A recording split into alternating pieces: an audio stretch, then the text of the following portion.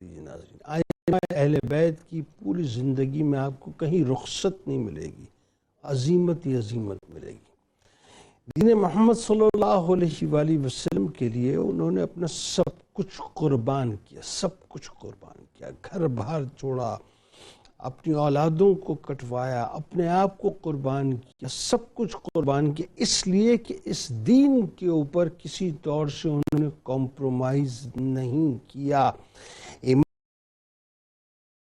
امام محمد تقی علیہ السلام یا ائمہ اہل بیت کی تذکار پاک یا جتنی شخصیات کے تذکار پاک ناظرین ہم کرتے ہیں، ایکچول ہم آپ کو سمجھانا یہ چاہتے ہیں اور خود بھی سمجھنا چاہتے ہیں کہ ان شخصیات نے اللہ اور اس کے رسول صلی اللہ علیہ وآلہ وسلم کو کس طرح سے راضی کیا، دین کے لیے کتنی قربانیاں دی، اپنا سب کچھ کس انداز سے دین کے لیے لٹا دیا۔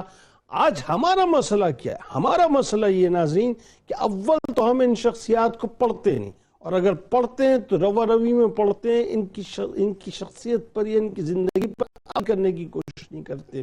بات بہت واضح ہے، ایک طرف حق ہے، دوسری باطل ہے، حق کا دامن تھام لیں، انشاءاللہ یہاں بھی کامران اور وہاں بھی کامران ہو جائیں گے۔ اپنے اپنے گھروں میں بیٹھ کے اس بات کا عہد کریں کہ تمام اسرائیلی اور یہودی پروڈکٹس کو ہم آج سے انشاءاللہ نکالیں گے، اپنے دروازوں کے اندر نہیں آنے دیں گے، صرف اور صرف پاکستانی پروڈکٹ لیں گے تاکہ یہ ریونیو پاکستان میں رہے، یہ ریونیو یہودیوں کے پاس جائے گا، اسرائیل جائے گا، ہمارے خلاف ہی جنگوں میں استعمال ہو۔ یہ اپنی اولادوں کو سمجھائیں۔ کتاب الشفا کی جانب چلتے ہیں۔ سورہ کوثر کی خاصیت، جس شخص کی اولاد زندہ نہ رہتی ہو تو 41 دن تک بلا ناغہ نماز فجر کے بعد 700 مرتبہ سورہ کوثر پڑھے، انشاءاللہ اس کی اولاد زندہ رہے گی۔ وظیفے کے دوران حسب توفیق صدقہ بھی دیتے رہیں۔ امام محمد تقی علیہ السلام کے قول مبارک ہے کہ توبہ کی قبولیت کی 4 شرائط ہیں: دل میں احساس ندامت، زبان سے استغفار، گناہ کی تلافی اور دوبارہ نہ دہرانے کا عزم کرنا۔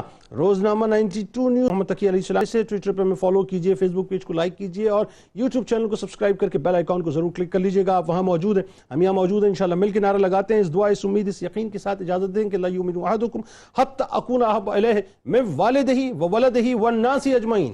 اللہ تعالیٰ آپ کا، ہمارا، ہم سب کا، پاکستان کا اور امت مسلمہ کا حامی و ناصر و آمین۔ پاکستان کا مطلب کیا؟ لا الہ الا اللہ محمد رسول اللہ صلی اللہ علیہ وسلم۔